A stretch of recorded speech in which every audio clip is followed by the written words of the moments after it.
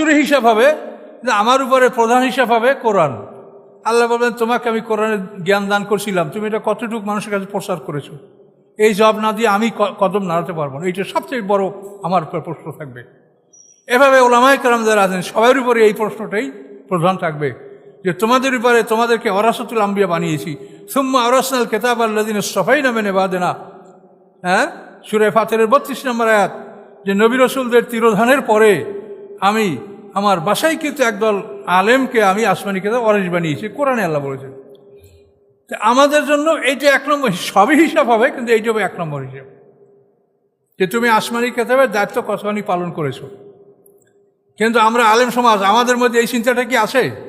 আমরা বাস্তবে যেটা দেখি সেটাই মনে হয় যে চিন্তাটা আমাদের মধ্যে নাই। তার কারণে আমরা অপেক্ষা করি যে কোনখানে কত টাকা বায়না দিয়ে আমাকে দাওয়াত করবে, তারপর তো আমি দিয়ে বলবো সেখানে কি। আর যদি বায়না ঠিক মতো না হয়, তা যাবোই না। তাহলে এগুলো তো হিসাবে আসবে, যে তুমি কি এই কামাই করার জন্য তোমার দিছি? তোমার রেজেকের জামিন তো আমি, তোমার রেজেকের ব্যবস্থা হবে। তুমি এভাবে পিড়াপিড়ি না করলেও তোমার রিজিকের ব্যবস্থা হবে। না খাইয়ে কে থাকে বলেন? যে গাছতলায় থাকে সেও খায়, যে 10 তলায় থাকে সেও খায়। বরং যারা পরিশ্রম করে তারা আমাদের চাইতে বা ধনীদের চাইতে বেশি খায়।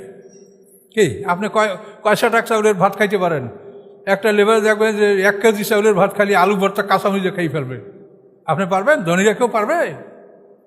তাহলে এই কামাই করে লাভটা কি হলো? তাহলে করছেন, কামাই করেন, আল্লাহর হক আদায় করেন, আপনার মালের হক আদায় করেন, তো এই উপার্জন আপনার জন্য বিরাট উপকারের ব্যাপার। উসমান গনি অজস্র সম্পদের মালিক ছিল, এবং এই তার সম্পদ ব্যয়ের কারণেই তিনি জান্নাতের খবর পেয়ে গেছিলেন। তাবুক যুদ্ধের সময় তিনি অসংখ্য ঘোড়া, উট, সৈন্যবাহিনী এসব সব কিছু দেওয়ার পরেও আল্লাহ রসুলের কোলে ওসমান গনি 1000 স্বর্ণমুদ্রা ঢেলে দিলেন।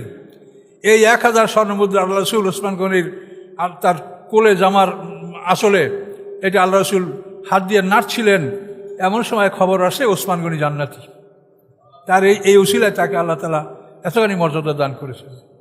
কাজে সম্পদ আপনার থাকলে অসুবিধা না, সম্পদ যদি আপনি আল্লাহর পথে ব্যয় করেন এটা আপনার জন্য কল্যাণকর হতে পারে। কিন্তু আসলে আমরা কি করছি সেটা আমি জানি না, আপনিও জানেন না, যার খবর সে জানে, আর জানে আল্লাহ।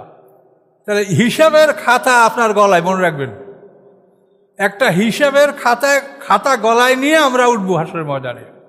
যারা চাকরি করেন তাদের সারা জীবনের হিসাব হবে, কিন্তু প্রধান হিসাবে এইটা আল্লাহ বলছে, তোমাকে আমি সেবামূলক কাজের সুযোগ দিয়েছিলাম।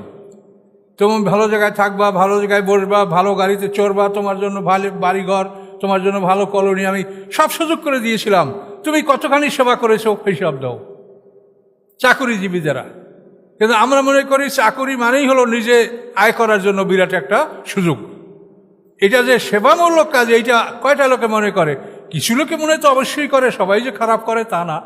এদের সংখ্যা কত সেটা আপনারা এই সমাজে অনুসন্ধান করে দেখতে পারবেন।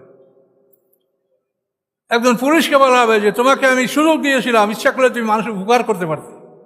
একজন পুলিশ যা মানুষের উপকার করতে পারে, আপনার আমরা কেউ পারি? কোন একজন পুলিশের কাছে মানুষের উপকার করার যথেষ্ট ক্ষমতা আছে। এই ব্যাপারে তাকে হিসাব জিজ্ঞাসা করা হবে যে তোমাকে যে আমি সুযোগ দিয়েছিলাম, তুমি কতখানি দায়িত্ব পালন করেছো।